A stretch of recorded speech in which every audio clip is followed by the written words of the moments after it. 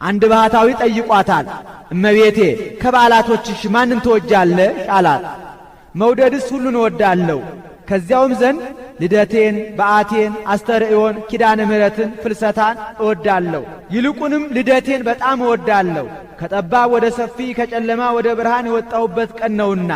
አንድም እናት አባቴ ልጅ አጥተው መባቸውን አንቀበልም ብለዋቸው ከህብረተሰባቸው አግለዋቸው አዝነው ተክዘው ሲኖሩ እኔ ተወልጄላቸው ደስ ብሏቸዋል። የእነሱ ተድላ ደስታ የእኔ ተድላ ደስታዬ ነውና ብለዋለች። ከባህር ወዲህ ማን አምጥቶልናል ቢሉ ቅዱስ ያሬድ ነው።